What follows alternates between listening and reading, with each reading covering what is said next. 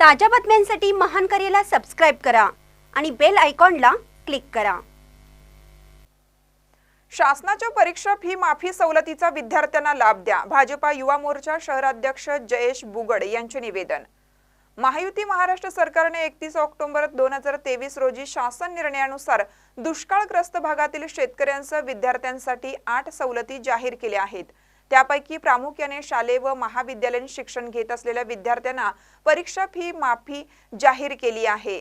त्या फी माफी सवलतीची अंमलबजावणी करून विद्यार्थ्यांना लाभ द्यावा, यासाठी भाजपा प्रदेश उपाध्यक्ष सुरेशराव हळवणकर यांच्या मार्गदर्शनाखाली भाजपा युवा मोर्चा शहराध्यक्ष जयेश बुगड यांच्या नेतृत्वाखाली आज इचलकरंजी पंचक्रोशीतील शालेय व उच्च शिक्षण महाविद्यालयात प्राचार्यांना शिष्टमंडळांसह भेटून निवेदन दिलं।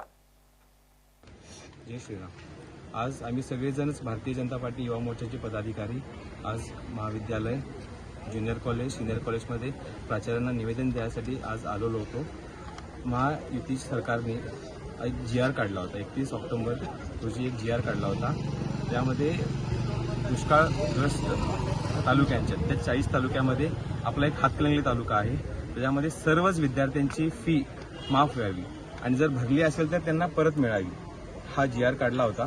तर आम्ही सर्वच विद्यार्थ्यांना ह्या डिजिटल मीडियाच्या माध्यमातून सांगतो, तुमची सर्वांचीच फीज माफ झालेली आहे आणि तुम्हाला भारतीय जनता पार्टी युवा मोर्चाच्या वतीनेही सांगतो, तुम्हाला कसलेही प्रश्न असू देत तुम्ही आम्हाला कळवा। नक्कीच आम्ही ताकदीनं तुमच्या खांद्याला खांदा लावून आम्ही तुमच्यासोबत राहीन आणि ह्या जे परत तुम्हाला फीज येणार आहे ती लवकरात लवकर तुम्हाला प्रत्येक शाळेच्या कॉलेजेसच्या प्राध्यापकांनी सांगितलेत की 15 दिवसाच्या आतमध्ये तुम्हाला परत दिलं जाईल आणि सर्वजणच तुम्ही एक कॉल करा आम्हाला, नक्कीच तुमचा प्रॉब्लेम सॉल्व्ह होईल। हा मी भारतीय जनता पार्टी युवा मोर्चाचा अध्यक्षाच्या नात्याने मी तुम्हाला एक शब्द देतो आणि सर्वांना आता एक्झाम येतच आहे सगळ्यांची, तर एक्झामासाठी सगळ्यांनाच ऑल द बेस्ट करतो। जय श्रीराम। जय श्रीराम। महानकरी न्यूजसाठी इजाज खान पठाण, इचलकरंजी।